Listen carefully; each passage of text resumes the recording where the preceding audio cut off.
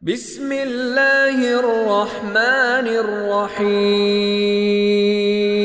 المؤمن المهيمن العزيز الجبار المتكبر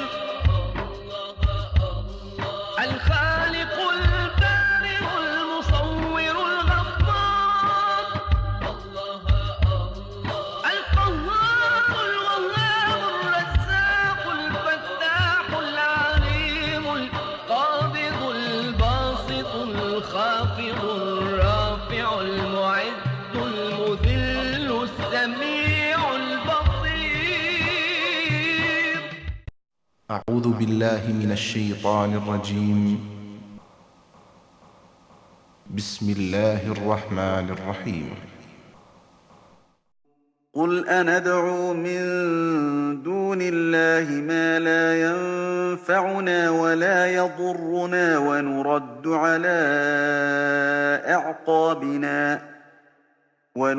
على أعقابنا بعد إذ هدانا الله كالذي استهوته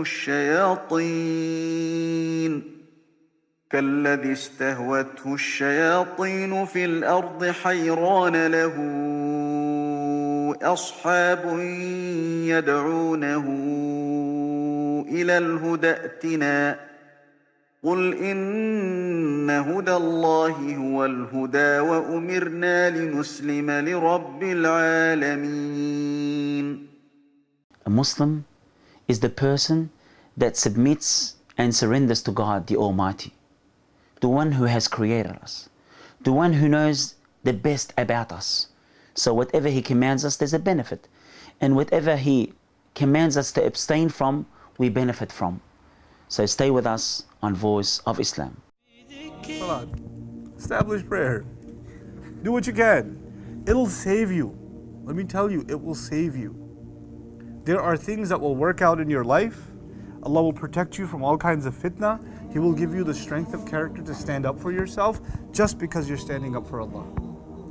Literally, standing up for Allah, qiyam for Allah, standing up for Allah will give you courage to stand up for yourself in other situations. It builds confidence. Honestly, it builds confidence. People who really start taking their salat seriously, no matter where they are in life, and especially on campus and other places, you stop worrying about, what if people see me? What if somebody attacks me because I'm Muslim? What if they make fun of me? What if they report me? What if they consider me a security threat? What if they think I'm a terrorist? What if they do this? What if they do that? So many fears of what? Of people. You have so many fears of people, and you overcome all of that, and you decide that you're going to pray. You know what happens? Allah Azza wa Jal instills in you, فَلَا تَخْشَوْهُمْ وَخْشَوْنِي. Don't be afraid of people, be afraid of me. And once you become afraid of Allah, you lose fear of people. You stop worrying about what people might think. It's a thing of beauty. It's such a relief in life. And until you have so many Muslims worry about, confidence. They're so scared that they're not confident in life. Like they're nervous that, girls wear hijab and they go to campus and they're always nervous who's going to make the next comment. Who's going to say something? They're scared of it. You're not supposed to be scared. You get scared of Allah, and you know what? Let them be scared of you.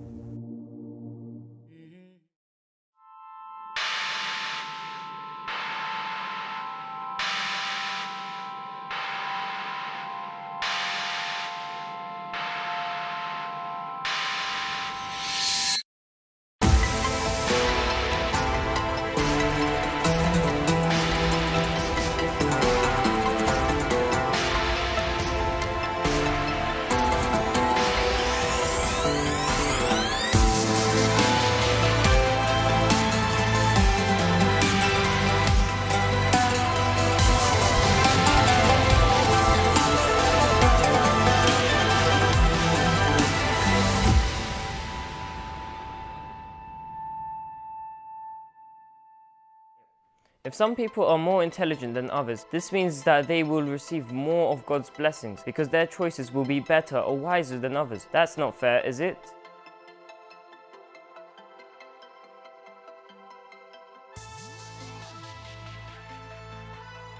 The proper way to show gratitude for the blessings bestowed upon us is not by clasping a sibha and saying, thanks to Allah 100 times or 1,000 times. The proper way to show gratitude is by putting the blessing to good use. Work in itself is a form of gratitude. In the Qur'an, after God recounts the many blessings He bestowed upon the family of David, He said, "Work, O family of David, in gratitude." Showing gratitude for a certain blessing entails using the blessing in the way in which God intended. On the other hand, using a blessing in a way that displeases God represents ingratitude for that blessing. Intelligence is a blessing from God. One person may be of average intelligence, while another person may be extremely intelligent. The important factor is how you utilize the intelligence you possess.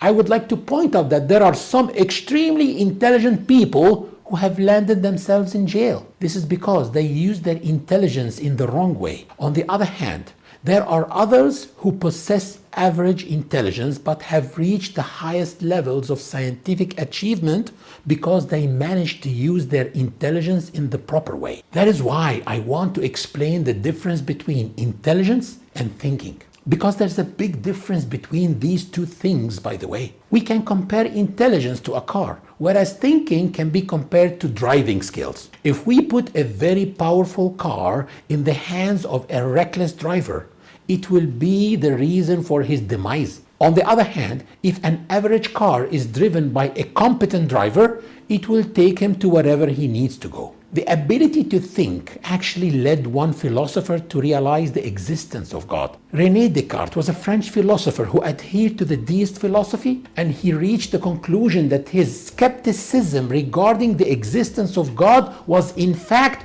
proof that there was a God. He started by saying that he doubted the existence of God. And the very fact that he doubted meant that he was thinking. And the fact that he was thinking was proof of his existence. This is summarized in his most famous saying, "I think, therefore I am." He then went on to say, "Since I exist, therefore I have been created.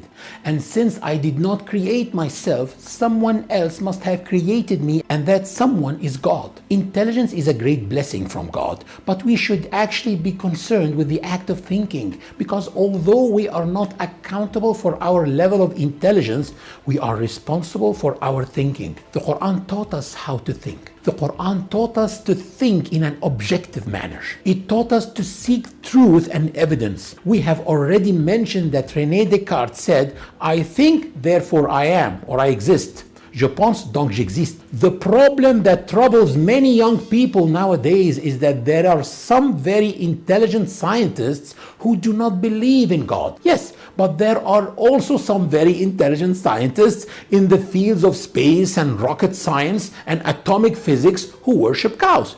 Is this proof of the validity of worshipping cows? Well, if worshipping cows is indeed valid, since it is practiced by some very intelligent scientists, what about the other intelligent scientists who are atheists? Which is correct, atheism or worshipping cows? Actually, the truth should not be defined through men. It is men who should be defined through the truth. As I mentioned, there is a difference between intelligence and thinking. Antony Flew, after living for 80 years and writing numerous books leading thousands of people to atheism, wrote a book entitled "There is a God," but he died without embracing Islam. Some atheists become agitated when I mention Antony Flew, stating that he died without ever embracing Islam, indeed denying Islam. Yes, but it took him 80 years to come to the realization that there is a God. Perhaps if he had lived for another 80 years, he may have embraced Islam. We must put in mind that we are always seeking evidence. The Quran quotes a group of believers who say, "These people of ours have taken gods other than Him, the one true God. Why do they not produce clear evidence about them?" In other words, we are people who are seeking the truth, seeking evidence, wherever that evidence will take us. We should not set out with the intent of defending a particular opinion. And if we are to understand the meaning of objective thinking, we must understand that this is something we lack nowadays. Here, the Quran is actually telling Muslims to leave Islam if they find evidence to prove that something other than Islam is valid. Because in effect, worshipping another God along with Allah entails the departing from Islam. This is a very strong challenge from Allah. There is a great example related to the issue of alms or zakah payable for cultivated crops, which highlights what I mean to say. 3 of the 4 schools of Islamic jurisprudence, including the Shafi'i, the Maliki, and the Hanbali schools of thought, debated regarding which types of crops necessitated the paying of alms. Some believe that alms must only be paid on account of crops which are edible and which produced crops of non-perishable foodstuffs, such as wheat. Another believed that alms must only be paid on account of such crops which were edible, but not on harvests which provided non-edible products such as cork, for instance. The leader of the 4th prominent school of thought, Imam Abu Hanifa, disagreed with all of them and declared that alms must be paid for every kind of crop, whether or not it was edible or perishable or what have you. I was very impressed by Imam Ibn al-Arabi, who became the leader of the Maliki school of jurisprudence. He disagreed with the opinion embraced by Imam Malik and actually went against the opinion of his own Maliki school of thought, despite being the Imam of that school of thought. Instead, he supported the opinion of Abu Hanifa, stating Abu Hanifa made the verse of the Qur'an his mirror, and so he saw the truth. In other words, he praised Abu Hanifa and acknowledged that this man had really understood the Quranic verse that dealt with the issue at hand and abided by it and had therefore reached the truth. He was referring to the verse that says, "It is he who produces both trellised and untrellised gardens, date palm, crops of diverse flavors, the olive, the pomegranate, alike yet different. So when they bear fruit, eat some of it, paying what is due on the day of harvest." He acknowledged that the correct opinion was the one that agreed with the holy verse which mentioned all kinds of crops. The point that I'm trying to make here is not about whose opinion was correct regarding this matter, but rather I'm trying to point out the way in which Imam Ibn al-Arabi thought. His way of thinking, he was not set on defending the opinion of his own school of thought merely because it was his own school of thought. And he did not set out to defend his leader and teacher, Imam Malik. Why is that? Because he was a truth seeker. When he came to the conclusion that the truth lay within the opinion of another school of thought, the Hanafi school of thought, he declared that he fully supported that opinion. He did not let pride or stubbornness prevent him from seeking the truth, what he believed to be correct based on research and evidence. This is the Quranic mindset that is necessary for us to aspire to, a mindset that is nurtured by the Quran, a mindset that asks for nothing but the truth. The Quran encouraged us to declare to non-Muslims when we enter into debate with them that we will not insist on our opinion if it becomes clear to us that our opinion is incorrect. The Quran told us that when we speak to non-Muslims, we must say, one party of us must be rightly guided and the other clearly astray. In other words, either we are right or you are right. Either we are wrong or you are wrong. We should not insist on our own opinion. We must open people's hearts to us. The Quran taught us to say to them, you will not be questioned about our crimes, nor will we be questioned about what you do. In other words, the verse says, you will not be asked about our crimes, but notice how the verse refers to the non-believers' actions simply with the words, what you do. This is extremely polite. We must always be very polite and respectful during any discussion or debate. Never provoke those with different views or beliefs. Be objective in your quest for the truth. When the Prophet, peace be upon him, was entering into a debate with the Christians of Najran, God revealed to him the words, say, if the All-Merciful truly has a son, I will be the first one to worship him, which is again challenging them to embrace the truth if they find it, because we should be ready to embrace the truth even if we were to find it elsewhere than Islam. Next, we come to the issue of quoting scholars who believe in the presence of a creator but whom reject or dismiss Islam. such as Anthony Flew. Is it wrong for me to quote Anthony Flew because of the fact that he is not a Muslim? First of all, Anthony Flew started believing in God after the age of 80. And as I said, had he lived another 80 years, he may very well have embraced Islam. But even if he never embraced Islam, that fact does not detract from or discredit Islam. Even if Islam had been presented to him in an improper way and he had died without finding true religion, actually, he did die without embracing any religion, and he openly rejected all religions. But when I discuss a particular issue such as the presence of a creator, it is my right to use all the evidence and all the examples that corroborate my opinion, even if the people I quote do not agree with everything that I say or believe in. So I refer to the writing of Anthony Flew in the issue of the existence of a creator, not in the issues pertaining to a particular religion. In fact, if the person I quote does not agree with me in any issue except the one at hand, it is still my right to use that person's words as corroboration.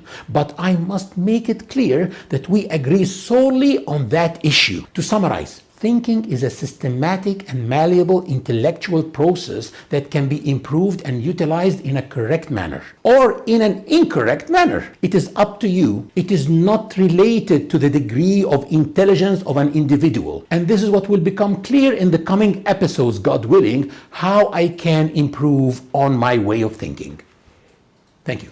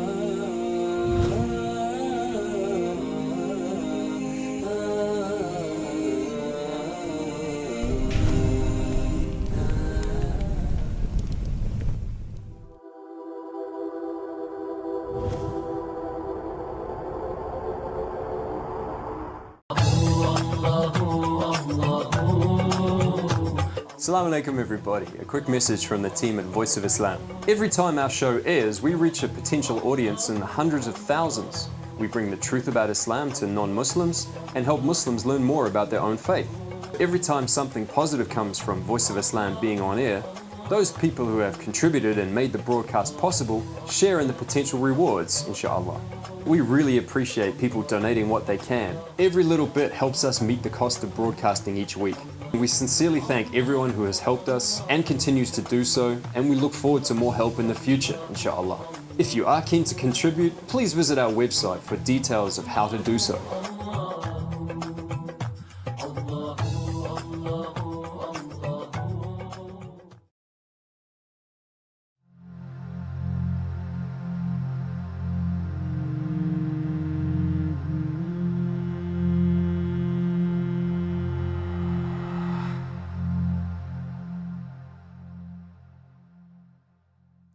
So now how do we make the transition between the knowledge of Allah subhanahu wa ta'ala and the writing of the knowledge of Allah subhanahu wa ta'ala and then the creation of Allah subhanahu wa ta'ala? The scholars, they divide this entire process into 4 levels. First you have al-ilm, which is the all-encompassing knowledge of Allah subhanahu wa ta'ala. And we already established this before we even talked about creation, that Allah subhanahu wa ta'ala knows everything. And His knowledge is not limited by dimensions. His knowledge is not limited by place. His knowledge is not limited by time, right? It's established in Ayatul Kursi, which we've already spoken about, and in so many other places. That Wallahu bima ta'maluna alim, Wallahu bi kulli shay'in alim. Allah knows everything that you're doing. Allah knows everything that takes place. Nothing escapes His knowledge subhanahu wa ta'ala. Then Allah subhanahu wa ta'ala has caused it to be written down. So we go from al-ilm to al-kitaba, the writing of Allah subhanahu wa ta'ala. And that writing takes place in a lawh al-mahfuz, and it's already been written. So a lawh al-mahfuz is not a book where there's perpetual writing. Rather, it's already been written. And Allah subhanahu wa ta'ala tells us in Surah Al-Hadid, which is the same surah where Allah subhanahu wa ta'ala talks about His knowledge encompassing everything to what goes into the earth and what comes out of the earth. Allah says, مَا أَصَابَ مِن مُصِيبَةٍ فِي الْأَرْضِ وَلَا فِي أَنفُسِكُمْ إِلَّا فِي كِتَابٍ مِن قَبْلِ أَن نَبْرَأَهَا إِنَّ ذَلِكَ عَلَى اللَّهِ يَسِيرٌ. That no evil befalls you on this earth or within your own selves, except it is in the writing that we have already written before we even brought it into existence. So before it was even brought into existence, it was already written down. Then you have the third principle or the third level, which is al-mashi'a, the will of Allah subhanahu wa ta'ala. Because as we said, you know, this creator that exists beyond the confines of creation has to have willed the creation to start in the first place. And Allah subhanahu wa ta'ala's will is of two types. It's divided within two levels. You have what's known as al-irad al-kawniyya, which is the universal will of Allah subhanahu wa ta'ala. So it includes everything, you know, that is good, everything that is evil. And I use evil within quotation marks, obviously, because evil is relative. So everything that is good, everything that's bad, everything is included within this universal will of Allah subhanahu wa ta'ala. In essence, you know, irad al-kawniyya, the universal will of Allah, is everything Allah allows to happen. Okay? Then you have the second level, which is a smaller circle. So if you drew a circle saying the universal will of Allah subhanahu wa ta'ala, al-irad al-kawniyya, you draw another circle within that circle, and that's called al-irad al-shar'iyya, which is the legislative will of Allah subhanahu wa ta'ala. In essence, it's what Allah subhanahu wa ta'ala commands us to do. So it includes prayer, it includes fasting, hajj, zakah, it includes obedience to the parents, it includes goodness to your neighbors. Everything that Allah subhanahu wa ta'ala commands, everything that Allah subhanahu wa ta'ala tells us to do, everything that's deemed good and praiseworthy falls within this category of al-irad al-shar'iyya. And this is very interesting because Allah tells us in the Qur'an, وَاللَّهُ لَا يُحِبُّ الْفَسَادِ. For example, Allah doesn't love corruption. Allah doesn't love disobedience. Allah doesn't love disbelief. Allah doesn't love evil. But Allah subhanahu wa ta'ala still allows some things to persist outside of His legislation for the greater good, for something that we cannot understand and we cannot comprehend. So everything that happens within this circle of al-irad al-kawniyya, of the universal will of Allah subhanahu wa ta'ala, has meaning to it, has benefit to it, has reason to it. And often, right, we tend to make a judgment on the picture or judge the picture by the pixel. You know, we see very limited things and we say, well, why does Allah let this happen? Why does Allah let that happen? That's Allah subhanahu wa ta'ala's decision. That's His will. And Allah knows why He allowed it to happen and everything that would have happened had He not allowed it to happen, and so on and so forth. So His will is all encompassing. However, there's a difference between what Allah tells you to do and what Allah allows to happen for the greater good and what falls into the greater picture. And then finally, you have al-khalq, the creation. So you have al-ilm, wal-kitaba, knowledge, writing, al-mashi'a, the will of Allah subhanahu wa ta'ala, and then that manifests itself in the creation. And Allah tells us in the Qur'an that everything to Allah subhanahu wa ta'ala is hayyin, is effortless. When Allah creates, it's effortless. You know, the word hayyin is different from the word sahl, which means easy, because to Allah there is no easy or easier. It's not easier for Allah subhanahu wa ta'ala to create you than to create the entire heavens and the earth and the entire earth, because to Allah subhanahu wa ta'ala all of it requires absolutely no effort. Allah says, إِذَا قَضَى أَمْرًا فَإِنَّمَا يَقُولُ لَهُ كُن فَيَكُونَ. When Allah decides something, when He decrees something, He simply says to it, be, and it is. So أَمْرُهُ بَيْنَ الْكَافِ وَالنُّونَ, as the scholars say, His command, His creation is between the letter kaf and noon. And ironically, kaf and noon are two letters, and B and E are also two letters. But what's amazing about that as well is that the ulama say, the scholars say, that notice that Allah says to it, be and it is, meaning it already was. It already exists. But Allah subhanahu wa ta'ala, when He says be, it comes into manifestation. So it becomes manifest. But it's already there simply by Allah subhanahu wa ta'ala decreeing it. And so we go through these pillars again, al-ilm, wal-kitaba, wal-mashi'a, wal-khalq, the all-encompassing knowledge of Allah subhanahu wa ta'ala, the writing of that knowledge, the will of Allah subhanahu wa ta'ala, which includes His universal and His legislative will, and then finally the creation when it comes into manifest. The apple of Macintosh dazzled the world. It was invented by Steve Jobs. But who invented the apple we eat? The stethoscope. It was invented by the French physician René Laennec in 1818. But who created the ear in which we hear everything? The calculator was invented by the Frenchman Blaise Pascal in 1639. Who created the human brain, which equals 1 million of advanced calculators working at the same time? The electric light bulb, which we turn to lighten a room. It was invented by Thomas Edison in 1879.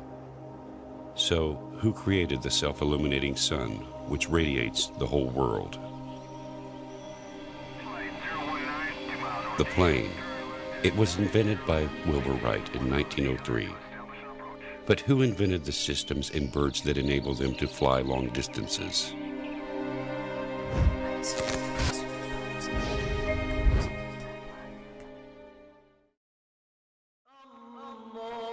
He is Allah, the creator of everything. Look for him. You will find him.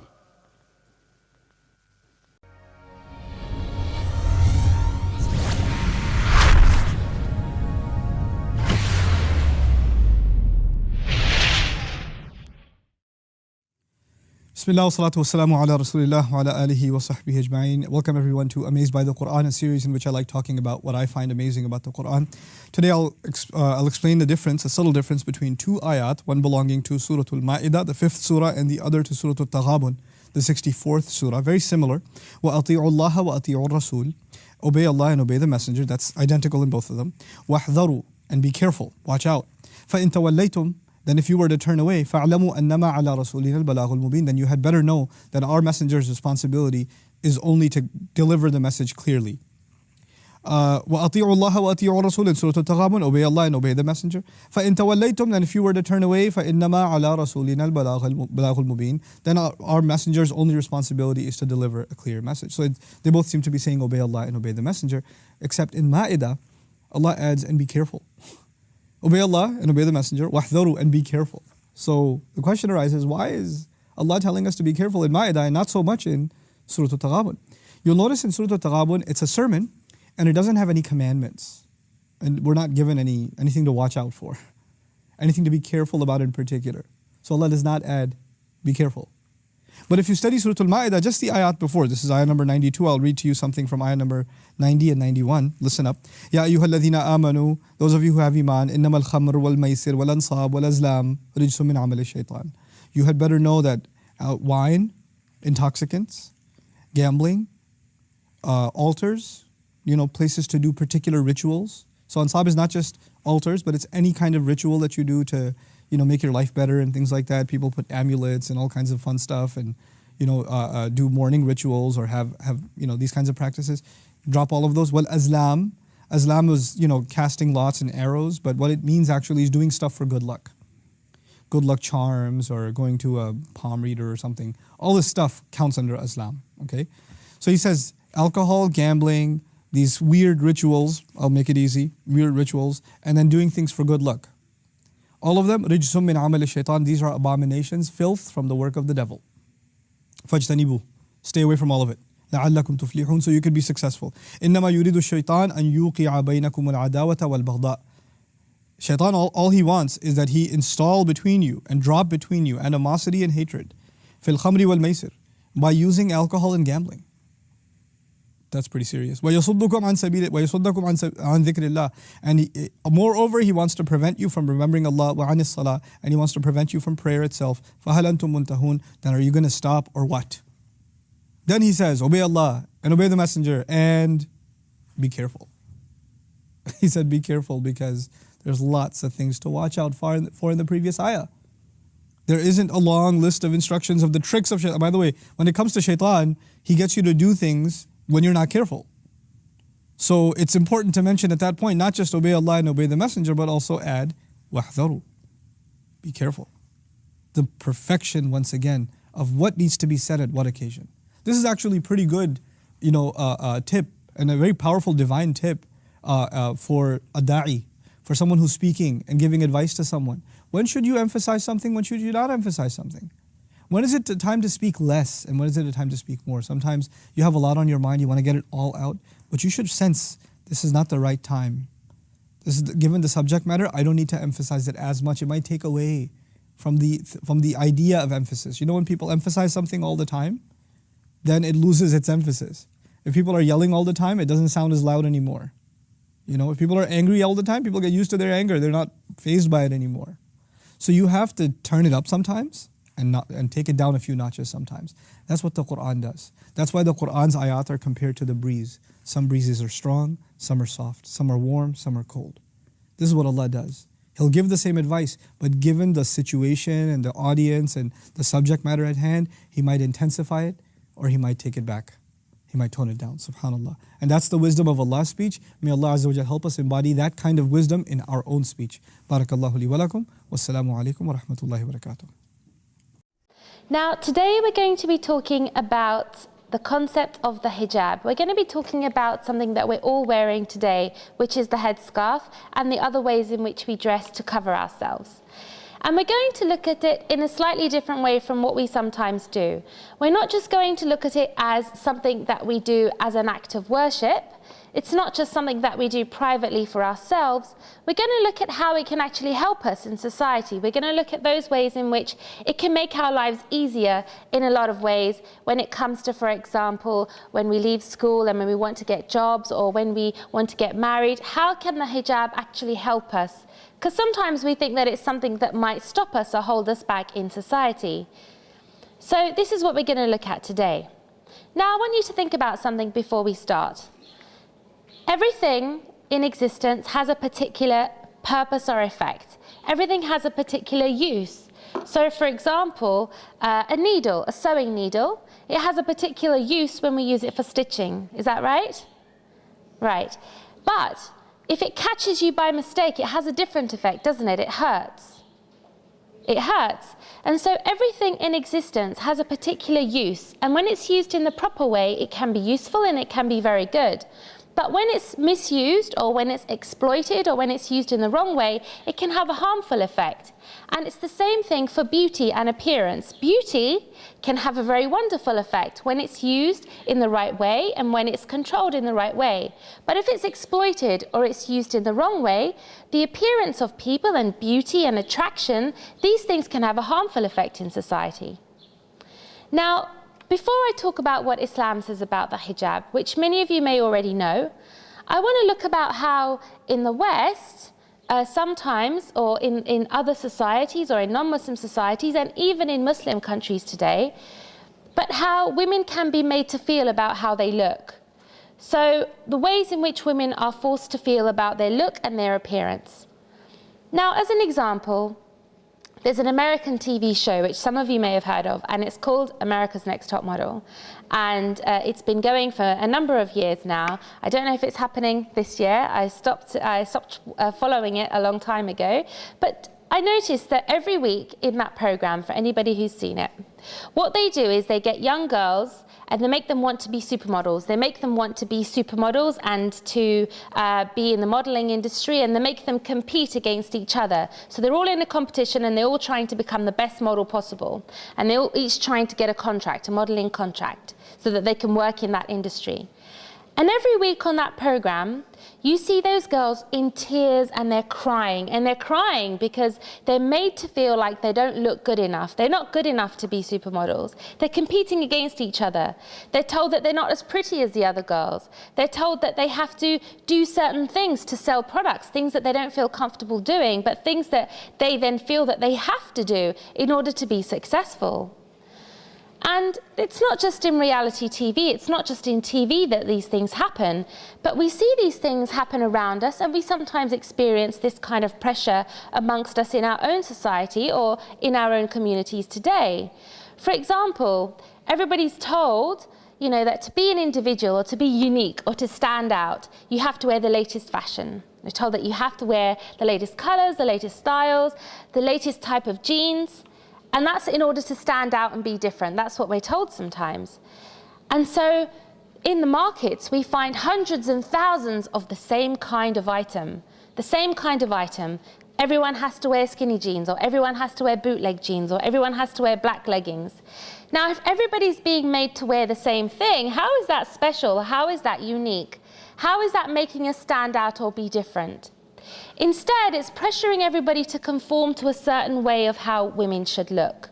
It's asking everybody to say, here's a model of what you should look like, and this is what you have to do, and this is what you have to make yourself look like. And it's not just these funny TV programs, it's not just one or two magazines here or there, but actually studies found, so there's some experts in the field, some scientists did some studies in this area, and they found that just 3 minutes of looking at these magazines and things like this made young women like ourselves feel depressed, guilty and shameful. Just 3 minutes looking at magazines with these kinds of pictures and these kinds of images. It made them feel depressed about how they look, and it made them want to improve their appearance and obsess over their appearance. It made them think that their appearance was the most important thing. Now that was just 3 minutes. But we know that in real life, it's not just 3 minutes that we face, it's constant. TV adverts, music videos that you see in passing, movies, everywhere, we have this around us. And someone else did an experiment as well. There was another group of experts. They did an experiment, and they looked at Fiji, an island not far from here. They looked at Fiji, and they looked at what people used to think about how women should look, what people used to think about women's appearance before they had these kinds of programs and this kind of TV in their country. They looked at people and they found that in Fiji, most people had the idea that larger bodies were considered to be more beautiful. So they had a different idea about beauty. Big was beautiful. But after they introduced some of these TV programs and some more of Western TV programs into Fiji, they found that 75% of girls, so a huge number of girls, suddenly reported that they felt too fat. And more than 60% suddenly reported that they had started dieting. And a large number reported things like eating disorders, because they suddenly became obsessed with the way that they looked. And there are a number of studies that have been done that show that media and these kinds of things increase the fear of not being accepted amongst young women. It increases their obsession with looks instead of any other quality amongst young women. So intellect, the way you think, your character, your education, all of these things became less and less important to women. Instead, they became more and more concerned only with the way that they looked. Now, another experiment was done, and this one's really cute and really interesting. And what they did was they wanted to see how people react, or how creatures, animals react, when they're given something to look at that is way more exaggerating than what it would normally look like. So if you had something which was pink, they would make it bright pink to try to see how people would react to this. And so what they did was they got a nest, and they found a nest that had lots of baby chicks in it. And the chicks in that nest, they were all a medium kind of blue color. They were blue, and they had little yellow beaks. They're very cute little chicks in this nest together, newborn. And what they did was that they went to this nest and they put in another chick. This one was fake, it wasn't real. And this chick was brighter than all the others, and it had a bigger and more brighter orange beak than all of the others, and it was a little bit bigger than all of the others as well. In other words, it stood out. It wasn't real, it was fake, it was artificial, but it stood out from all the other ones. And they watched to see what would happen when the mother bird came back. Because when the mother bird comes back, usually she comes to bring food for the little chicks to feed them. And this time when the mother bird came back, rather than feeding her chicks, she went straight to the big one because it caught her eye. It caught her eye, it was so bright and bold, she couldn't miss it. She went straight to that one and she started to feed that fake chick, and she didn't give anything to the other chicks. She completely ignored them. And sometimes when young women are asked to wear the hijab or are asked to cover, sometimes we fear that we will be ignored, Sometimes we fear that we will be ignored, and those who don't cover, or those who do things to enhance or to focus on the way that they look, we fear that they will get all of the attention in society. Whether it's as they grow up, in terms of when they want to get married, will they even be noticed? Who will look at them? These are some of the kinds of concerns and some of the kinds of worries that young women develop as they grow older when they see this kind of thing happening. But let's come back to Islam before we answer or provide a solution for that. Let's look at what Islam says. Now, Islam says that men and women, by and large, are the same. Men and women are generally the same in Islam. And so it gives them the same kind of rulings, the same kind of instructions, and the same kind of guidance as to how they should live. For example, God says in the Qur'an, I will deny no man or woman among you the reward of their labor. In other words, if a man does something good and a woman does something good, they will both be rewarded. There's no difference between men and women in Islam in this regard. But Islam also recognizes that men and women are slightly different. And this has an influence on why women have to cover a certain amount and men have to cover to a different or lesser amount. Some of you may have noticed this. Now, in the animal species, every creature has a pair. And in that pair, they have different roles. They have differences between them. The male and the female have differences between them. And it's the same for humans. So men have certain hormones that women don't have, certain hormones that increase them to be more competitive, be more confident, and take more risks in society. And it makes them generally more suited to the more hazardous and risky situations in society. And women, physically, are more equipped for reproduction and motherhood. This is something that everybody can see from nature. You don't need to be a rocket scientist or a genius to figure out that men and women, biologically are a little bit different. And Islam recognizes that whilst men can have more physical power, it recognizes that women have more aesthetic power or more power with their beauty. A woman's power is more beautiful than a man's beauty. And so the Qur'an tries to create a situation with the hijab in such a way that the risks between them and the strengths that they have can be balanced. And so it says in the Qur'an, men and women are protectors of one another. It says that they're protectors of one another. It doesn't say that men are there to oppress women with the hijab, or that women are there to oppress men with their appearance and things like this. It's saying that they're there to complement each other. Islam does, however, discuss, as we know, the image of a woman. It does tell us how we should dress as women. And for the hijab, we find the verse in the Qur'an which says, say to the believing women that they should lower their gaze and guard their modesty, and that they should not display their beauty except what must ordinarily appear thereof. So it's asking them to cover their bodies and to cover their beauty. And it says they should draw their veils over their chests and not display their beauty except to their husbands, and etc., and other people in front of whom you know that we don't have to wear the hijab. For example, at home, you don't wear it if you're with your father or your brothers or this kind of thing. And it goes on and gives other verses about this as well. And men have a hijab as well. So men's hijab is that they cannot wear skin-tight or fitted clothes, and they have to be covered from at least the navel, so like the middle of the body, up until the knee. And so both men and women in Islam have hijab. It's not just all on women to look after. It's something that is there for both men and women. And what the hijab does, you know how I was talking earlier about some of the pressures that are created through these magazines and through these billboards and through these programs on young women to obsess and focus on how they look?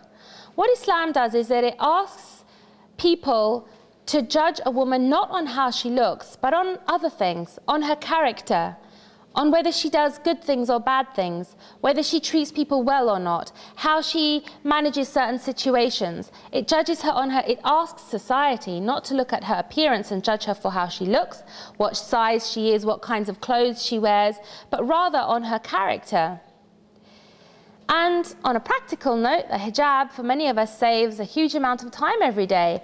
Putting on the hijab in the morning takes about 2 minutes, whereas some women that I used to know used to spend hours getting their hair done in the morning every single day before going out to work. Now, in some countries or in some other parts of the world, studies found that 6 out of 10 girls were afraid to leave their homes because they were afraid of how they looked. They felt that they didn't look good enough to leave their homes. They wouldn't give their opinion in class. They wouldn't go to the doctors. They would sometimes skip going to school. Islam, on the other hand, says you can cover. You are not to be judged on your appearance. Your appearance should not be what either controls you in society or holds you back. Rather, it should be something that makes you feel more free in society so that you can pursue these things. Now, I mentioned earlier that sometimes young women feel that they will be invisible compared to women that don't cover. And sometimes many young women, they understand the reason for covering. They understand what Islam says. They know what Islam says about the hijab. They know what Islam says about lowering the gaze and all of this. But this isn't why some young girls, sometimes they don't want to cover. Sometimes they wake up in the morning and they're like, I don't want to wear this. I want to do my hair, I want to have it out, I want to look nice, I want to look pretty. Sometimes this is a very normal human thing that so many young girls feel. And one of the reasons, as I mentioned earlier, was that they're worried that they'll feel invisible compared to other women. They're worried that they'll be ignored. Now, this is something which shouldn't be a factor when it comes to whether we decide to cover or not. Would you really, for example, if you were worried that you wouldn't find someone to marry when you're older, if you were worried about wearing the hijab because of that, would you really want to be with someone who didn't respect the hijab? Would you really want to be with someone that only valued you based on your looks? Or rather, would you rather them have a little test? And the test be that they have to judge you first on your character. And you can judge them on their character as well at the same time. If we think that we can just, display our beauty for the purposes of attracting different things and getting more opportunities in life, we'll find that this is not actually a good strategy because, beauty, it has an expiration date. Over time, beauty fades. Do you really want to have someone that's with you only because of the way you look? No, because after time, when looks fade, what will there be? Not much left. So you want to be with someone that values you for who you are, not for the way you look. This is not to say that appearance is not important. Islam says that you should adorn yourself in those circumstances in which it is allowed. In your home, you can be as fun and as dressing up as you like, There are circumstances in which you can do this. It's just saying that when you go out and when you're amongst other people, it's saying not to do this because it has certain effects in society. One, it makes people, or like the mother bird, it makes them ignore what's real. It makes them ignore the real beauty because it's always focused on something which is exaggerated. It's always focused, for example, on maybe those women and men who are more uncovered and who are, more obvious to see, and all the others get ignored. Do you see how that works? It's like it makes you feel like you're not really there. And the other thing is with regards to jobs. So some young women feel if I wear the hijab, I won't be able to become a doctor. I won't be able to become a lawyer. I won't be able to get a good job because if I go into the interview, all they'll see is my hijab. They won't actually think about what I know. They won't actually care about what I know. But this isn't actually true. Now, I'll give you an example. A while ago, I was going to go for an interview for a particular job. And somebody said to me, look, you're not going to get the job because you wear a headscarf. And they said to me that for that one day when I go to the interview, they said that I should take off my hijab. They said, just take it off for one day, it'll be fine, just take it off. You go in, you get the job, you come out, and then when you go to work, you can just wear it. And I was like, wow, that's some really interesting advice right there. Now, I went to the interview and I wore my hijab. I didn't tell those people who advised me, who told me not to wear it, I didn't tell them what I was doing. I went to the interview and I wore my hijab. And I thought to myself, going into the interview, God is the one who provides. God provides us with sustenance, He provides us with work, He provides us with food and money, whenever He does, so that we can worship Him. Anything that God gives us, it's so that we can use it to worship Him. If we get a job, or if we want a job, it's so that we can use it to serve our Creator. Now, if I go to a job interview and I think that I'm going to stop worshipping God for today so that I can get this job, is God really going to favor or give me something good on that day? No, because if I've compromised, if I've said I'm going to forget about God for today just so I can get this job, then I haven't put my trust in God. I've put my trust in the person who's going to give the job. And that's not a good way of living, because then what you're saying is that God doesn't have overall right or overall power. You're saying that someone else has the power. Anyway, I went to the interview with my hijab and I got the job, alhamdulillah. And then I went and told those people who had told me, you know, just take off the hijab for that one day, you don't need to wear it. And I went and told them, and I said, oh, I got the job. And they said, see, we told you, you just took it off and you got the job. And I told them I didn't take it off. And they were surprised. They were kind of shocked. And I explained why, as I've just explained to you here today. And then they understood. They understood why we can't compromise on what God has asked us to do in order to get something in life. Because it's only God that has a final decision as to whether we get anywhere in life.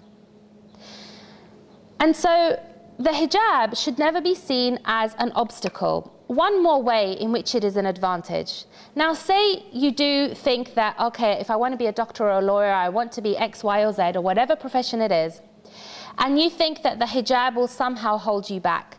And you might think that in order to be good, I'll have to be even better than everyone else because I wear the hijab, and you know, the hijab is going to be an obstacle. They're going to look at it, and unless I'm really good, they're not going to be interested. Use that to your advantage. If that's the case, then do become better than everybody else at what it is you want to do. This is what we should be doing anyway. We should be striving for excellence in everything that we do. So whatever it is that you want to do, don't worry about the hijab, don't worry about that, because God is the one to provide you with everything that you need in life as long as you follow His law. Don't worry about that. All you should focus on is being the best that you can be in whatever field that you want to be in, whether it's being a housewife, whether you want to be a mother, a wife, raise a family when you're older, whether you want to be a doctor, a scientist, a writer, a journalist, whatever it is you want to do, don't worry about the hijab. Do what you have to do to be the best that you can be at it, and be so good at it that you can't be ignored, that whoever you go to for a job will say, do you know what, this girl's outstanding. I can't not give her the job. I can't not take her into this university. I can't not have her on my course. She's just too good. And that's how we can use the hijab, not as a barrier or as a hurdle in society, but we should use it to spur us on and to motivate us to be the absolute best that we can be.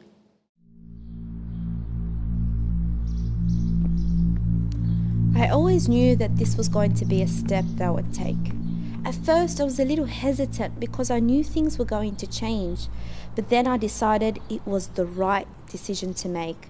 So on the 1st of January 2004, my journey began, and I finally decided to put on the hijab. Every girl who puts on the hijab is faced with some sort of obstacle. For some, it's their families not wanting them to wear it. Others have self-esteem issues with it. Others face doubts about it. The challenge I faced was one that many others have also faced. Starting and going to a high school with hardly any Muslims, and where you're the first Muslim people have met, was no easy task. As teenagers, fitting in is the most fundamental thing in high school. Having no friends in high school is something every teenager tries to avoid. So I tried to be like them. Whatever the latest trend was, I went along with it.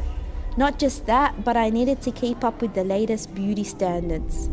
Looking in the mirror for me was an exercise to try and pinpoint all the things wrong with me and that I needed to change. My self-esteem became dependent on the makeup I wore.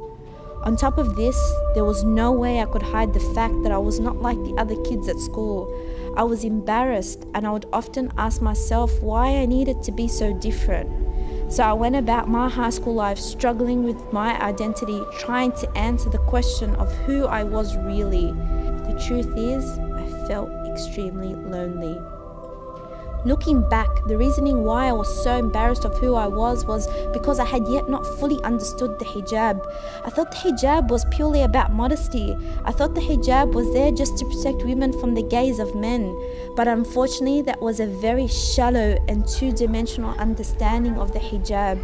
It was not until I got to uni and started to take learning about my religion seriously that something happened. I fell in love. I fell in love with the hijab because I came to understand that it was not simply a piece of fabric draped over my body to conceal beauty and preserve modesty. It was a physical manifestation of my submission and connection with my Lord, an external representation of my inward spirituality. When I learnt the rationale for the hijab presented in the Qur'an, I was blown away. Not only did it shatter my shallow understanding of the hijab, it proved to me God had validated my beauty. Therefore, I need to make the most of the opportunities and blessings I've been gifted with. Knowing this has actually pushed me to constantly improve myself and ensure my actions and character are in line with the teachings of Islam.